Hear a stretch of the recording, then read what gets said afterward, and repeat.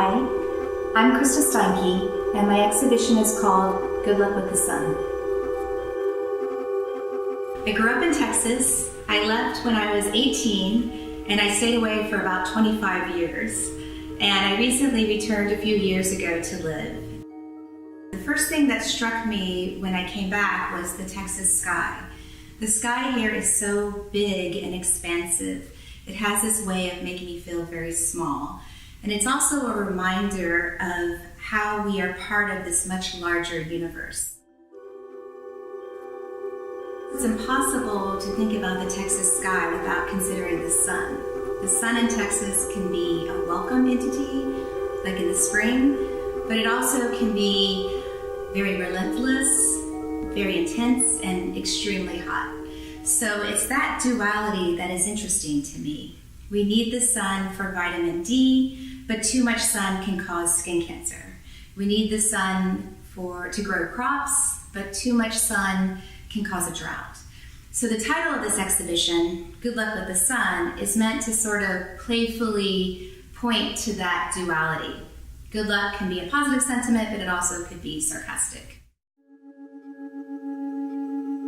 So the work in this exhibition is about 3 to 4 years in the making, but I really feel like I'm at the very beginning of this project.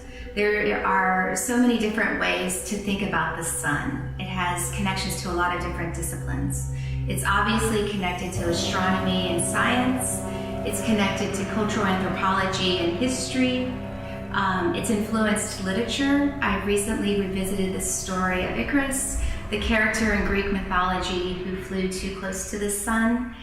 It shows up in pop culture. The word sun comes up in movie titles and pop songs. And the area that I'm particularly interested in, especially in the context of this show, is the sun's relationship to photography and its history. So I really feel like I've only scratched the surface in terms of thinking about the sun as my subject.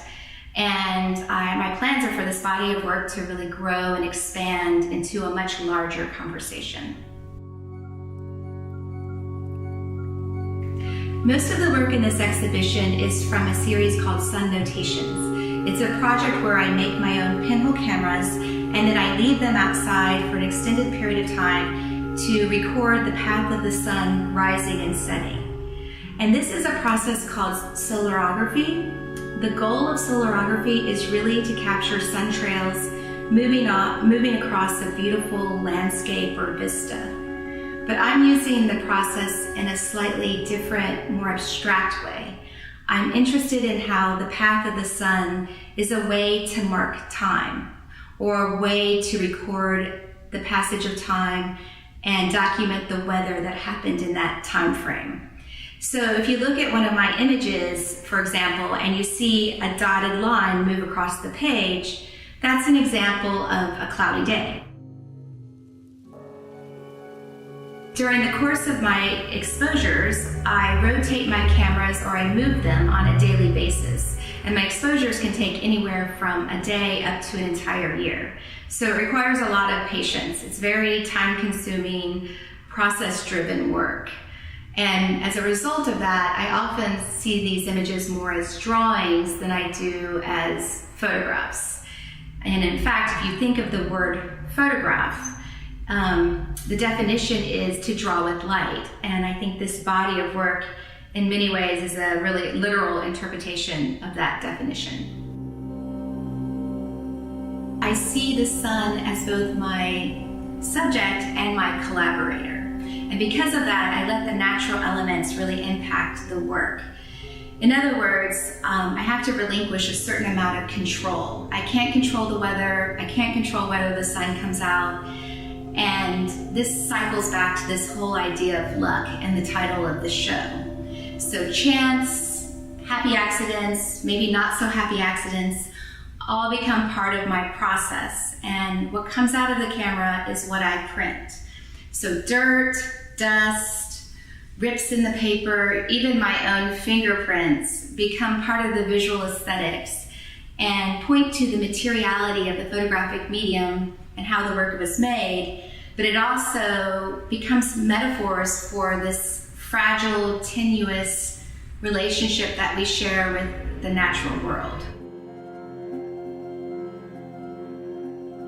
There are 3 images along the long wall in the exhibition that were exposures taken before, during, and after Hurricane Harvey hit Houston, which is where I live.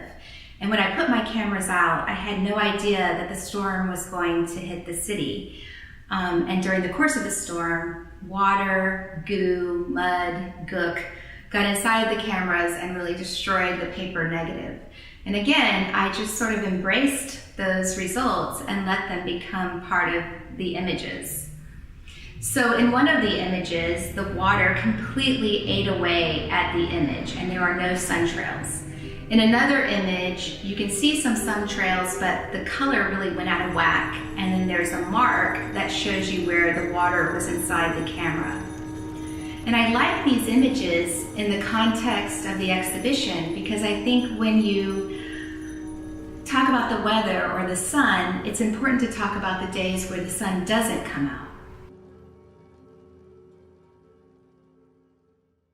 Because Sun Notations is about the passage of time, I felt like it seemed appropriate to translate the pinhole images in a time-based medium or in a video.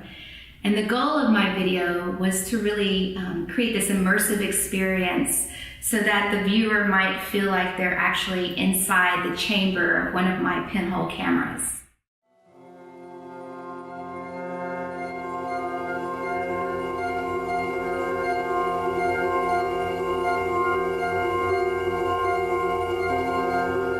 What I really love about the video is that I'm combining this very early primitive photographic process with new media. But what's important to me is that I keep the integrity of the original analog photographs. So I don't add any other information or special effects digitally. I only use digital technology to actually animate what is already there in the original photograph. The audio, which I see is a really important component to the video, was created by my brother Matthew Steinke, who's a musician and artist who lives here in Austin.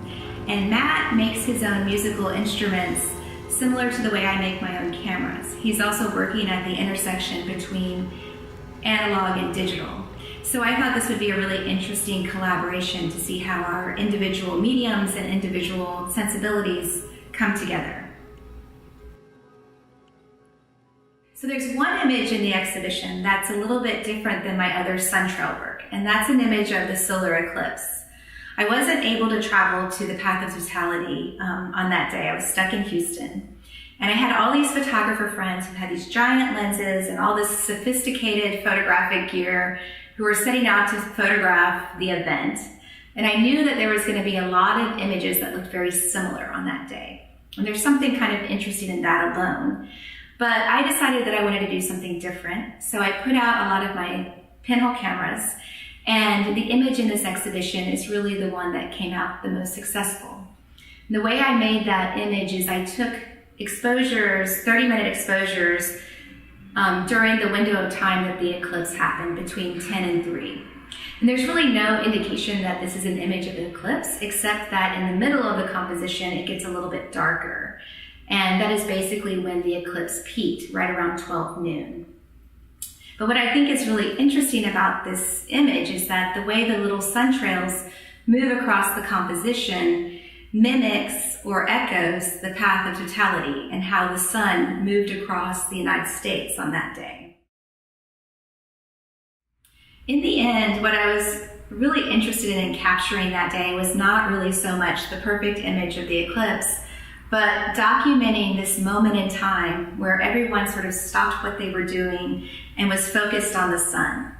In this window of time between 10 and 3, the news stopped reporting on politics, people took off time from work or school, and everyone was looking up at the sky.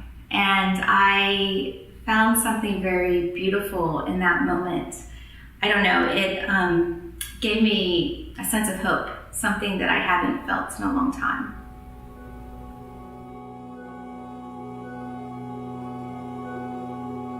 In the most general sense, the work in this exhibition is really about how the natural world impacts our daily lives. And that might seem like it's stating the obvious or sound very cliche, but I think we get so caught up in the chaos and busyness of our contemporary lives that it's important to pause and reflect on this, especially in the wake of climate change and other issues that are impacting the planet.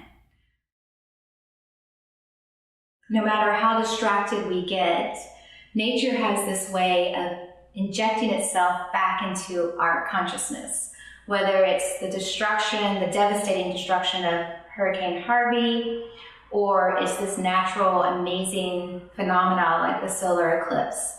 And it's in that space between those two extremes, that complicated duality, that I think defines our relationship with the natural world.